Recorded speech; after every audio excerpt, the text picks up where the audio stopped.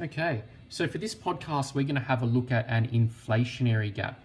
Now, inflationary gap is a situation where our equilibrium level of income or production within our economy is actually above full employment, as opposed to a deflationary gap where full employment was above the equilibrium level of income.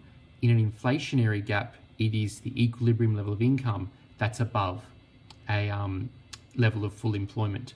So what it might look like is something like this. Economists predict that full employment will be achieved at an income level of 300. So if we have a look here, that brings us down to this point. So if we go to our 45-degree line, which is here, this point here is full employment. As we can see, that is below our current equilibrium level of income.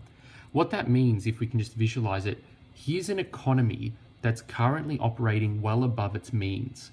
So here's an economy where they've basically taken all their employees and everyone sort of has a job who's willing to work, which then leaves new businesses without people to fill their positions. So here's an economy where new and up and coming businesses are actually struggling to find people to fill jobs because everyone is already well above the, the reasonable working point of the economy. So this economy is working well above its means. So economists say, we actually have to bring it down a bit so we can go to a more sustainable level for our economy. So here we find an inflationary gap. So an inflationary gap, okay? And this gap needs to be closed so that this economy can become more sustainable. So once again, we need to go back to our multiplier. K is equal to 1 divided by 1 minus the MPC, because the multiplier is going to tell us that relationship between a change in spending and a change in income for this particular economy based on their spending and saving habits.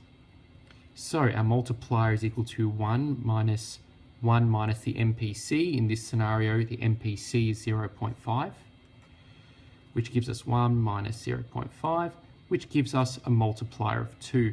Now, what you might be noticing if you've watched a lot of these videos is the multiplier is always 2. Now, please don't think that that's always the case. It's not. It'll depend on the MPC you're given. It just happens to be for these examples, it's easier for me to use something as neat as 0.5. But please don't think the multiplier is always 2. That's just for this example, given the marginal propensity to consume was 0.5. So now we know that relationship between a change in spending and a change in income.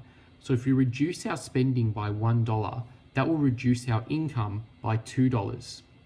Okay, so we need to find this unknown level of, less spending or less investment. So our multiplier is 2.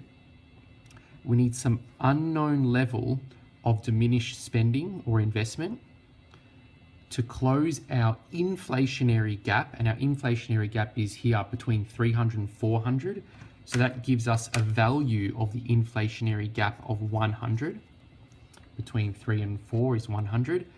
So we need to close that inflationary gap. So let's find what that unknown level of diminished spending is. So let's get rid of the multiplier so we can get that value on its own, which will give us 50. 100 divided by 2, our multiplier of 2 gives us a diminished level of spending or investment of 50. So what we need to do is we drop our current level of aggregate expenditure by 50. So here's our aggregate demand line, drop it by 50. That brings us here to 150. Okay, that's where we're sitting now. Once again, you get your ruler out, and if you've done this correctly, that new point should intersect full employment, and that becomes aggregate demand 1. So that's consumption, investment, and now some reduction in spending, whether it's investment or whatever form that might take. If you've done it correctly, you'll notice the new aggregate demand line is exactly the same slope as the original, because our marginal propensity to consume hasn't changed. Okay, so it should remain the same slope of the line. And if it does, you know you've done that correctly. So now we've closed that inflationary gap. We've reduced spending, which means we're at a point in the economy which is more sustainable.